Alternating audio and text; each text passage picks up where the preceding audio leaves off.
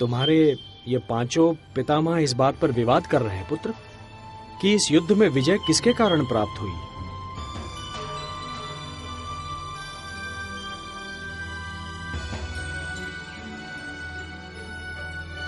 सोच समझकर उत्तर देना पौत्र। ना जाने किस आधार पर आप सब अपने आप को इस युद्ध का नायक मान रहे हैं। आप में से कोई भी नहीं है।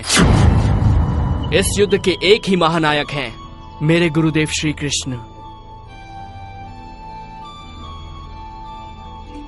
मुझे तो पूरे युद्ध में गुरुदेव श्री कृष्ण और उनके सुदर्शन चक्र के सिवा और कुछ नहीं दिखाई दिया।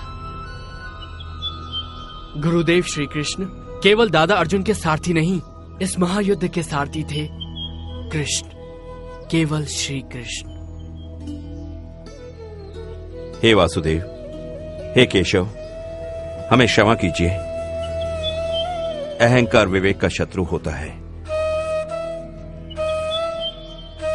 युद्ध में यदि आप हमारे साथ ना होते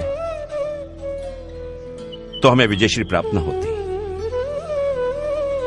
हे शीशदानी, इस युद्ध ने अन्यायी कौरवों को दंड दिया, पांडवों को हस्तिनापुर का राज्य दिया, मानवता को शांति दी, किंतु इस युद्ध ने तुम्हें क्या दिया पुत्र?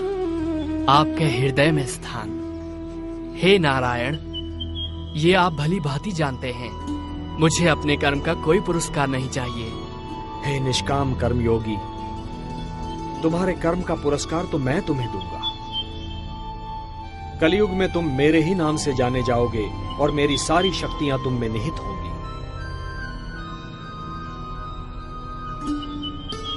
जो भी मनुष्य तुम्हारी पूजा करेगा उसकी सारी मनोकामनाएं पूर्ण होंगी। मेरे लिए क्या आज्ञा है प्रभु?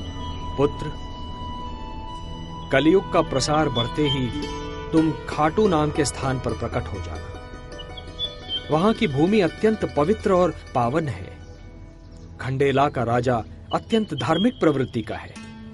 जब तक यह पृथ्वी है पुत्र, जब तक सूर्य चंद्रमा है, जब तक ये सारे नक्षत्र हैं, तुम लोगों के लिए पूजनीय और वंदनीय होगे।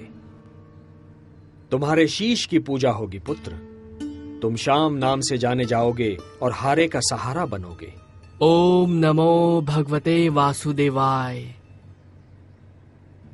कीर्तिमान भव।